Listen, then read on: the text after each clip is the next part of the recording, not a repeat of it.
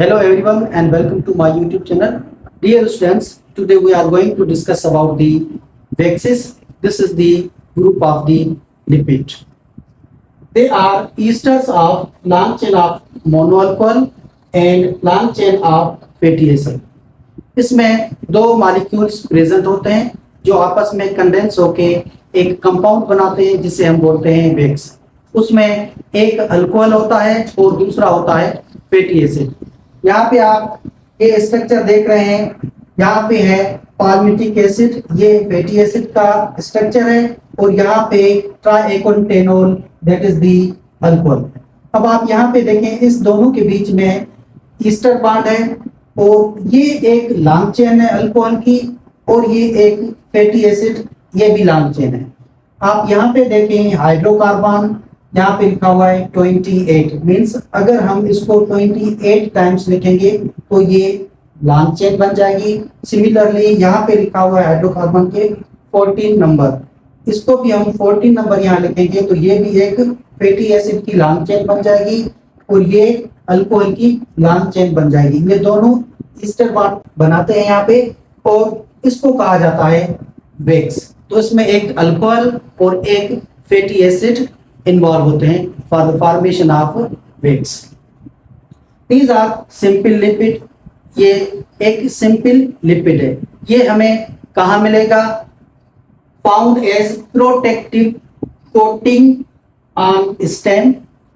ये प्लांट के जो तने होते हैं उसके बाहर प्रोटेक्टिव लेयर होती है, वहां पे आपको मिलेंगे।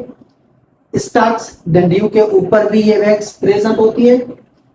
लीव्स के ऊपर भी वैक्स की लेयर होती है।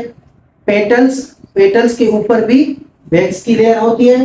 फ्रूट स्किन, आपने फ्रूट के ऊपर भी एक शाइनिंग लेयर देखी होगी, दैट इज आल्सो वैक्स। पर एनिमल के खाल में भी वैक्स होती है।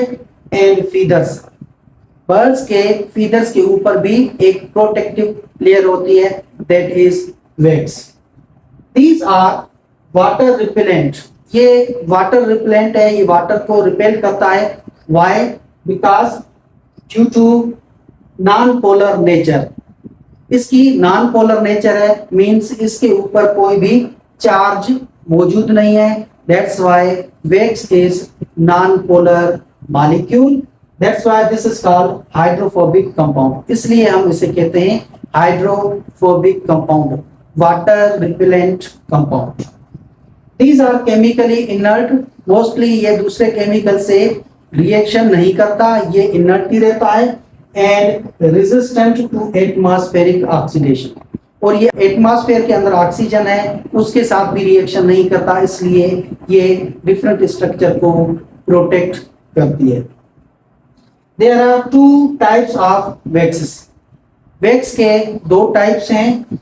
एक है नेचुरल वैक्स जो नेचर में हमें मिलती है, लाइक बीन्स वैक्स। शहद की मक्खी का जो छत्ता होता है वो भी वैक्स होता है, ये नेचुरल हमें मिलता है। एंड क्यूटिन भी वैक्स है। कहाँ से मिलती है? From the cuticle of leaves, plant के पत्तों से हमें ये नेचुरली वैक्स मिलती है। और दूसरा जो टाइप है वो है सिंथेटिक वैक्स, जिसे हम लेबोरेटरी के अंदर बनाते हैं। Generally dried from the petroleum से और पॉलीइथाइलिन से। इन दो सब्सटेंस से हम लेबोरेटरी के अंदर वैक्स बनाते हैं, that is called synthetic wax. Waxes are commercially important. Commercially इसकी बड़ी इंपॉर्टेंट है because act as superior machine lubricant. Machine को लुब्रिकेंट करता है। आपने देखा होगा जब लुब्रिकेंट होती है मशीन तो वो इजीली अपना वर्क करती है। Sperm whales were the principal source of these whales. Sperm whale क्या है? ये वेल बेसिकली फिश नहीं है, वेल एक मेमल है, उसका एक टाइप है जिसे हम बोलते हैं स्पर्म वेल। इसके हेड में वैक्स है जिसे पुराने दौर में यहाँ से निकाल के वैक्स को यूज करते थे। बट नाउ प्लांट है जिसका नाम है स्मूथिया चाइनीसिस जोजोबा, ग्रोस फॉर वैक्स। अब इस प्लांट को ग्रो करते हैं मोस्टली इन डेजर्ट में। इसके अंदर सीड प्रोड्यूस होता है और उस सीड के अंदर मैक्सिमम अमाउंट में वैक्स स्टोर होता है। वहां से निकाल के अब हम वैक्स यूज करते हैं। तो डियर स्टूडेंट्स, आज हमने वैक्स के बारे में डिस्कस किया। आई होप कि आपको ये बेसिक कॉन्सेप्ट समझ में आ गया होगा। Thank you very much.